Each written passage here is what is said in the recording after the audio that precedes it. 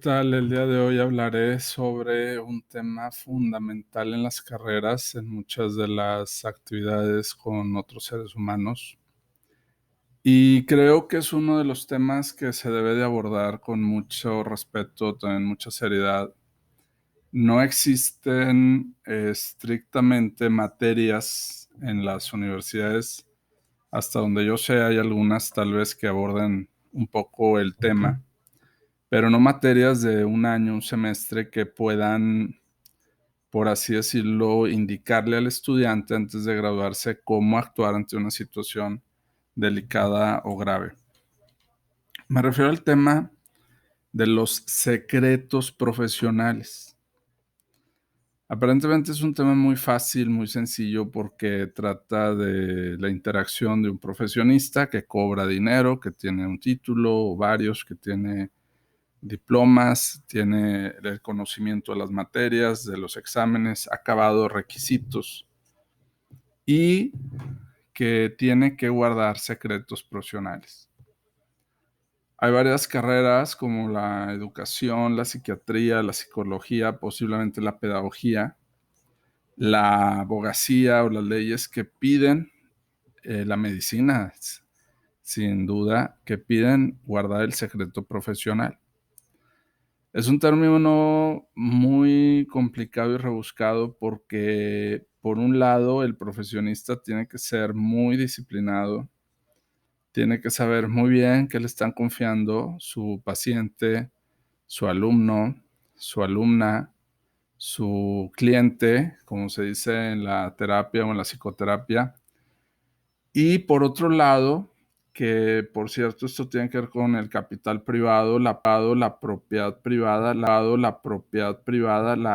es un tema también muy actual, la invasión o no de la privacidad, hasta donde una persona menor de edad, según la ley, según la región, tiene derecho a su privacidad y hasta dónde tienen que invadir privacidad. Y es que sabemos que en la privacidad pasan muchas situaciones, caos, conflictos. Entonces, por un lado hay esta óptica o esta visión de que hay que decir todo a los adultos, todo en confianza, que el profesional al que se le paga un servicio y que debe mantener un secreto profesional, revela un secreto profesional. Ese es el problema de la revelación.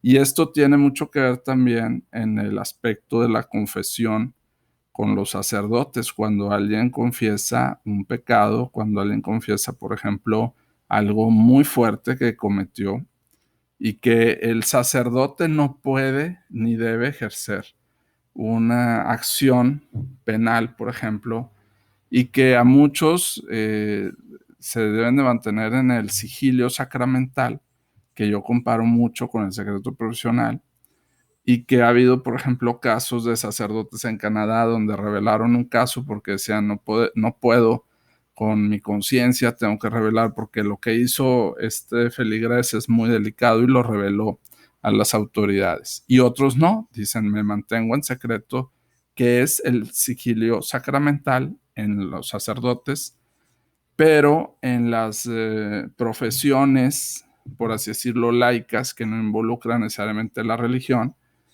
es el secreto profesional. Es muy simple. Por ejemplo, un médico no puede revelar el estatus o, por ejemplo, si tiene alguna enfermedad a un amigo o a una amiga del paciente si no está autorizado. No lo puede revelar en medios de comunicación porque es secreto profesional. No puede revelar un dato de emergencia en redes sociales y decir, busco ayuda.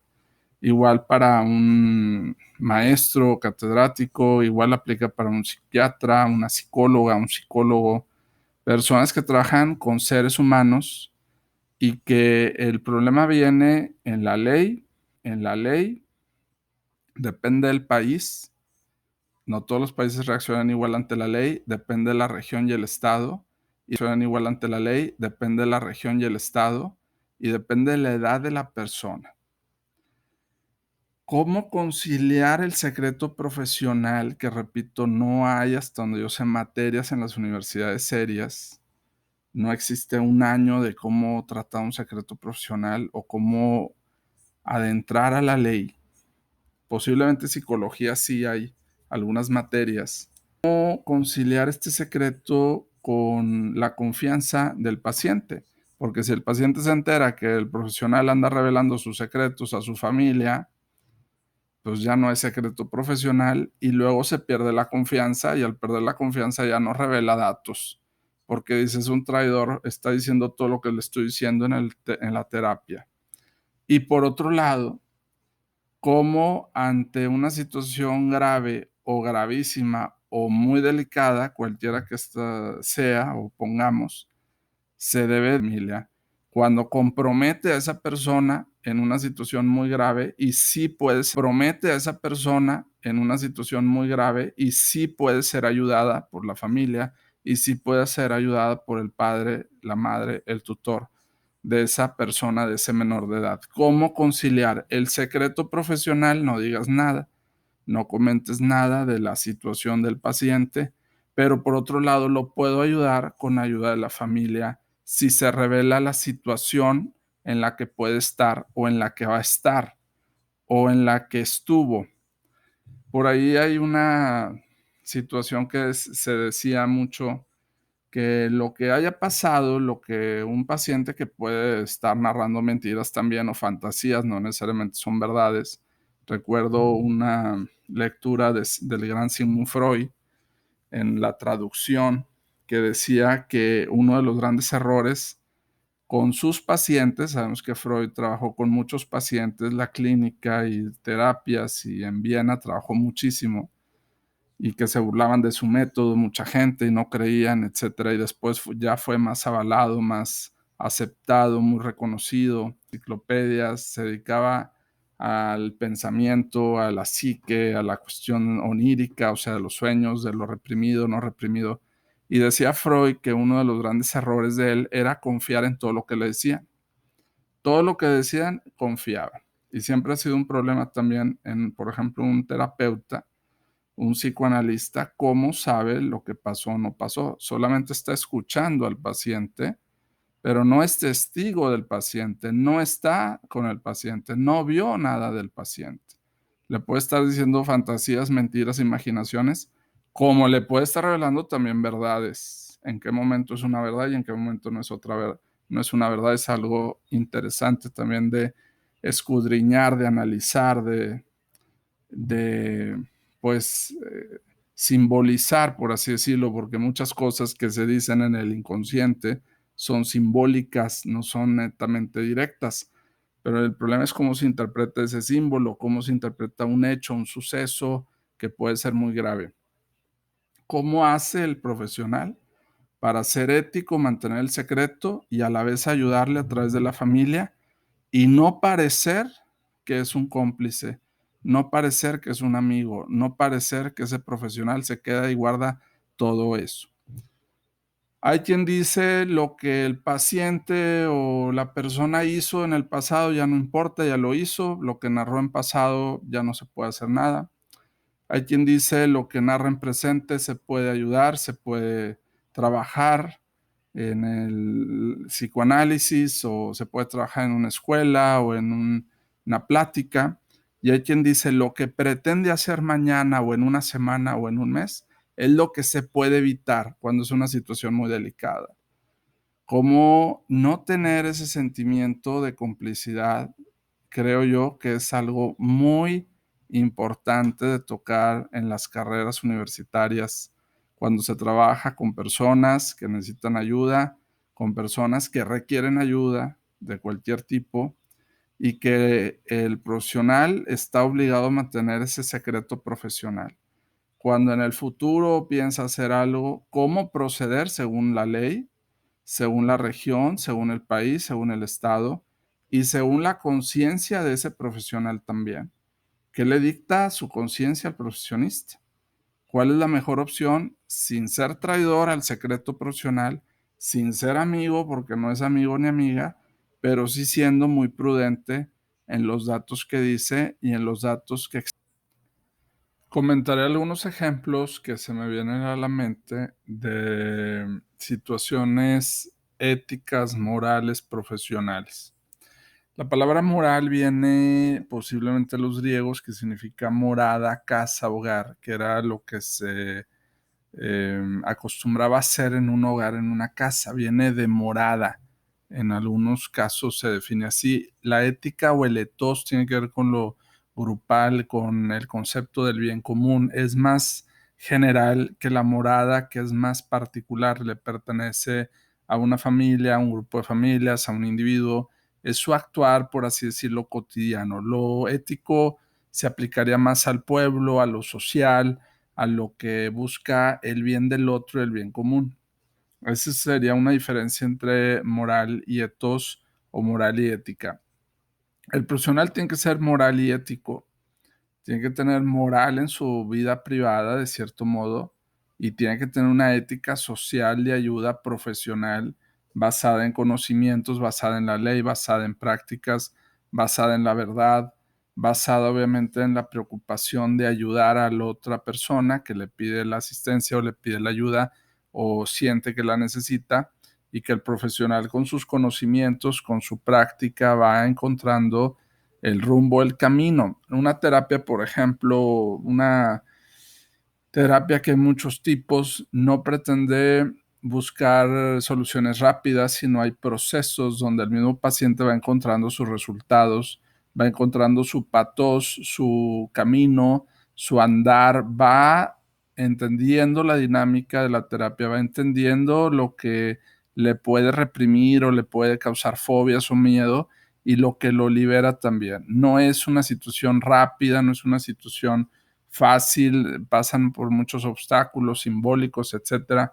Por ejemplo, en una terapia, en una escuela, en una situación de educación privada o pública, el niño, el adolescente tiene que ir encontrando también su ritmo de trabajo, tiene que respetársele también su forma de ver la vida, de pensar, de informarse, de instruirse, y tiene que haber un actuar ético de todos los miembros de la comunidad, un actuar moral, un actuar de buscar el bien común y también la verdad, siendo profesionales o profesionistas para llevarlo al máximo de sus capacidades y potencialidades también.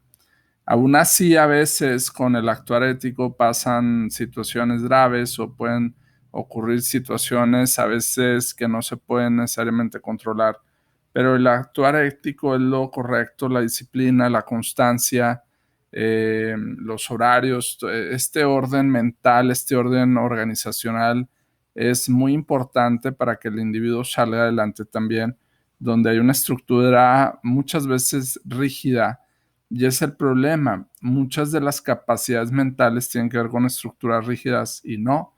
Las estructuras mentales tienen que ver con la creatividad, estructuras más flexibles. La disciplina es una estructura, por ejemplo, llegar siempre a una hora es una estructura rígida necesaria. En las empresas, en las escuelas, en las universidades, el horario, por ejemplo. Pero dentro de eso se desatan estructuras flexibles. Por ejemplo, pintar un cuadro o hacer un poema, una poesía, dar una cierta libertad a los miembros que integran la institución o a las instituciones para que desarrollen su potencialidad y desarrollen su concepto de libertad ante los demás y de ser únicos e irrepetibles. Todo individuo es único e irrepetible en el universo.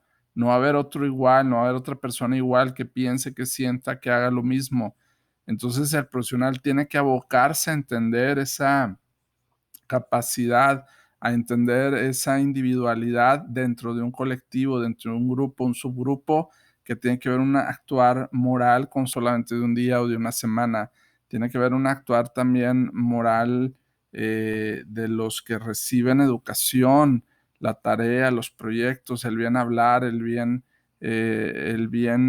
dirigirse a las autoridades. Todo eso es muy importante, porque a veces nada más se pide la moral en la profesionalización.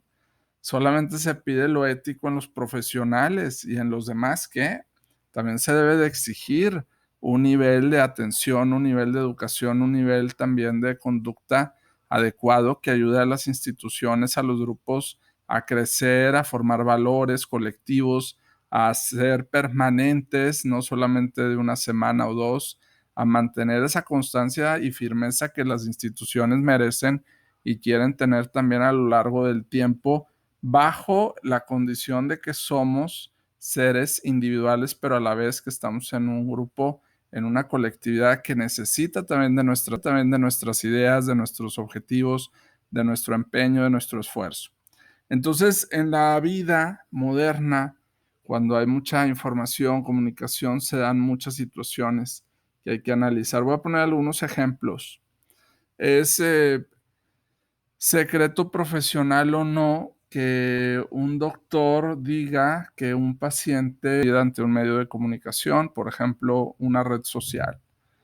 Ha habido muchos casos de personas famosas que se dedican pues al arte o a la cultura, que son populares, que durante todos estos años, pues ya vamos para años de la pandemia, prácticamente más de 1 y medio, 2, se publicaba que esta persona tiene COVID con nombre y apellido. Es moral y es ético, es profesional que alguien diga que esta persona tiene COVID porque es famosa o este ciudadano o esta otra persona, sería un interrogante. Habrá quien tenga la autorización y el permiso, no habría problema porque hay un permiso de autorización, ya habrá quien no lo tenga y si tenga problema en saber que se ha señalado por tener, por decir, COVID-19 o se ha señalado por otra enfermedad o por otra situación que no quiso hacer pública y que la hicieron en su momento pública, lamentablemente, dañando sus relaciones laborales o dañando sus relaciones familiares. Si hay permiso de la persona o de los familiares allegados, puede ser pues permitido de cierto modo. Sería ético, por ejemplo, que alguien le revelan un secreto a nivel profesional dentro de una institución y esa persona lo revela en los medios, en los medios masivos sociales, en los medios de información, pues se estaría revelando algo muy delicado de un individuo bajo la tutela de adultos o bajo otras circunstancias también. Sería ético, sería profesional que alguien vaya a una red social y diga, sin hechos o evidencias o pruebas, que esta persona es profesional o no, una persona que contrató sin su permiso o anuencia, poniendo en jaque, como decimos, al profesional, que a lo mejor no es una situación profesional, es una situación, como decimos, personal, se personalizó esa situación, se hizo privada, o sea, es un pleito privado, no es una situación profesional que le deba dinero o que no pagó una consulta o una clase, es una situación personal entre dos sujetos o tres sujetos o individuos, pues también se pondría en duda. Otra de las situaciones que se puede poner en duda es se debe revelar un secreto de un menor o una menor en una terapia. ¿A quién, cómo y cuándo? Hay leyes que permiten revelarlo a los tutores o papá, siempre y cuando pues ese profesional esté seguro de lo que le dijeron. No está evaluando si es verdad o mentira el hecho, porque como lo dije, muchas cosas se escuchan, se interpretan a veces mal. Muchos terapeutas tienden a escribir para no olvidar, pero se revela o no y qué va a pasar, que va a haber muchas veces falta de confianza del paciente. En algunos casos falta de confianza, en otros casos está en jaque el profesionista porque dicen, pues no, que no revela secretos profesionales, ¿para qué es profesional? Si lo de esta persona es privado, esta situación, este evento es privado, pero a la vez está en riesgo, a la vez es una situación muy delicada que hace pública no en redes sociales ni en medios de comunicación, sino a su misma familia. El sujeto pide una ayuda profesional que tiene costos, que tiene ciertas garantías, ciertos requisitos en ciertas instituciones. No se dan, siempre lo he dicho, no se es prestador de servicios, se venden los servicios, se cobran servicios eh, a ciertos costos, dependiendo de la inflación y dependiendo de muchos factores de la persona, de la experiencia y todo esto. Pero ahí es donde también hay que dejar en claro si se garantiza o no un secreto profesional de parte de la persona o del sujeto que está brindando el servicio o está brindando el apoyo, porque lo que sucede es que cuando se trabaja con individuos únicos e irrepetibles, seres humanos, que es muy delicado el trabajo con seres humanos por sus emociones, por sus sueños, por su pasado, por su presente, por su futuro, no es juego, no es tarea fácil, pero es una tarea muy interesante, muy bonita, que requiere mucho estudio, mucha experiencia y preparación y tacto, según el contexto, según el lugar. El individuo muchas veces confunde al profesionista o al profesional como un amigo o una amiga y va y le confiesa cosas, y va y le dice rumores, y va y le dice anécdotas, y va y le comparte parte de su vida. Ahí es donde el profesional titulado, el que tiene el título, los títulos, el que tiene los posgrados, el que tiene el deseo de salir adelante también como profesionista, porque el profesionista también tiene derecho a salir adelante, a seguir cultivándose, a ir muchas veces los profesionales van a terapias, el profesional tiene derecho a invertir en su carrera, a mejorar todo esto. Ahí es donde el profesional también tiene que decir, no soy amigo o amiga de esa persona. Tiene que poner un límite, una barrera para que no se confundan los roles profesionales y se vea como una cuestión antimoral, antiética. Es curioso, pero de repente hay situaciones donde hay personas que ya tienen muchos años en la práctica de alguna carrera o de alguna profesión, han sido asimilados por la sociedad, por las instituciones, han sido bien recibidos, tienen un buen actuar, pero de repente sucede que alguien cree que son amigos y juega el rol de amistad. Y ahí es donde se confunde mucho esa situación. Cuando un paciente, un alumno, una alumna de tal edad, cualquier edad, no está siendo amigo del profesionista, ni el profesionista está buscando una amistad. El profesionista tiene amistades por fuera, en otro país, en otra ciudad, o a veces hasta las sacrifica, las trata de evitar para tener un actuar lo más ético, por así decirlo, más tranquilo posible con las personas a que les da el servicio profesional. No está buscando el profesional. El profesionista tiene que reprimirse muchas cosas, como a veces contar ciertos secretos que sabe que pueden poner en duda muchas cosas o pueden producir más problemas que bienes y soluciones a veces. En lugar de ayudar, está perjudicando, por ejemplo, a terceros. Un secreto que se le confesó puede producir hasta problemas en la otra persona o en una familia, hasta divisiones, y ya puede producir cosas peores que si no se hayan revelado, muchas veces, no siempre. Y ese profesional tiene que estar muy en claro que no va a hacer amistades, que no va a ser amigos, que no va a platicar sus confidencialidades, que esa es otra de las paradojas del ser profesional. El profesional no anda contando sus intimidades, sus cuestiones con los clientes o con las personas que le buscan su trabajo, que le valoran su trabajo. Un reportero profesional no cuenta su vida privada, puede a lo mejor ayudar a los demás con reportajes, con información, pero no se dedica a contar necesariamente su vida privada. O un médico no sale necesariamente con su paciente. Es su paciente, va a ayudarle con radiografías, con tomografías, pero no es su amigo, no es su amiga necesariamente.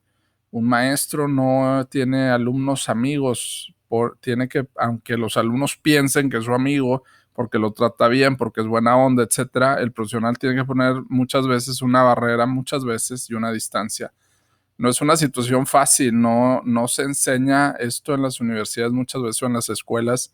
Se aprende poco a poco a reprimir, a limitar y a mantenerse en esa situación. Un abogado no es amigo de sus clientes necesariamente. A veces sí, a veces no, porque pues tienen también otra edad, otra madurez. Ahí depende mucho la edad de la madurez.